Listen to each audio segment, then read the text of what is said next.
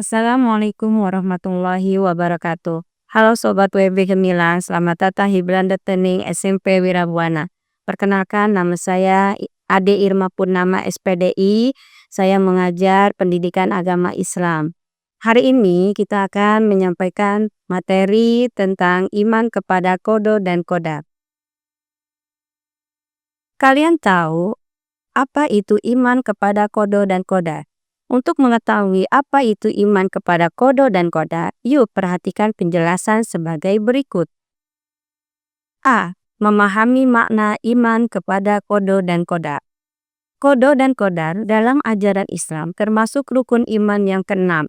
Kodo dan kodar sering disebut juga dengan istilah takdir, yaitu meyakini, mempercayai dengan sepenuh hati adanya ketentuan dan ketetapan Allah Subhanahu wa Ta'ala. 1. Pengertian iman kepada kodo dan kodar.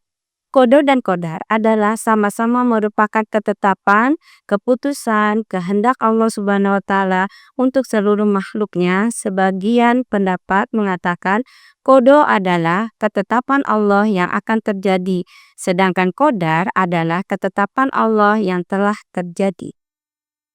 2. Dalil tentang iman kepada kodo dan kodar. Terdapat di dalam surat Al-Qamar ayat 49 yang artinya, sungguh kami menciptakan segala sesuatu menurut ukuran. Yang kedua, dalil kedua di surat Al-Ahzab ayat 38 yang artinya, dan adalah ketetapan Allah itu suatu ketetapan yang pasti berlaku. 3. Hubungan antara kodo dan kodar. Kodo dan kodar telah ditentukan dan berjalan sesuai dengan aturan yang telah digariskan dan dibawahi kaidahnya pula. Dengan perkataan lain, segala terjadi di jagat raya ini seperti perbedaan matahari, bintang, bulan, dan rotasi bumi dan sebagainya. Bukanlah suatu kebetulan, melainkan sudah ditentukan oleh Allah Subhanahu wa Ta'ala. B. Macam-macam takdir. Takdir terbagi menjadi dua, ada takdir mubram dan takdir mu'alaq. Yang pertama adalah takdir mubram. Takdir mubram adalah ketentuan Allah Subhanahu wa Ta'ala yang berlaku atas setiap diri manusia tanpa dapat dihindarkan atau ditawarkan lagi. Sedangkan takdir mu'alaq adalah ketentuan Allah Subhanahu wa Ta'ala yang mungkin masih dapat diubah oleh manusia melalui usaha atau ikhtiar jika Allah Subhanahu wa Ta'ala mengizinkan. C. Fungsi iman kepada kodo dan kodar. 1. Menyadarkan manusia untuk mengakui kekuasaan dan kebesaran Allah Subhanahu wa Ta'ala sehingga timbul rasa penyerahan diri dengan tulus dan ikhlas. 2. Mendorong manusia untuk berusaha dengan sesungguh-sungguh atau ikhtiar dalam mewujudkan cita-cita.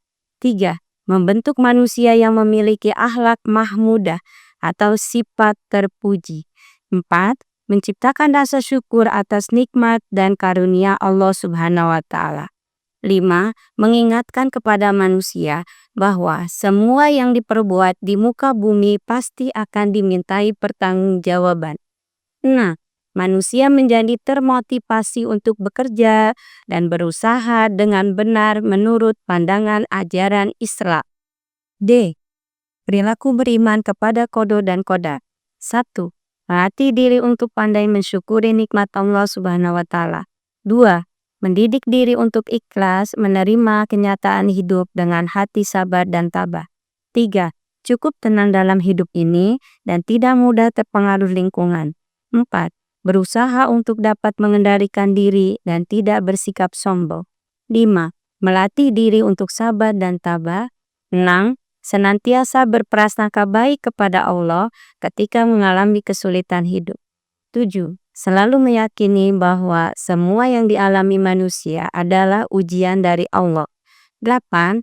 Yakin bahwa di balik suatu peristiwa yang kurang menyenangkan pasti ada hikmahnya. Demikian materi hari ini.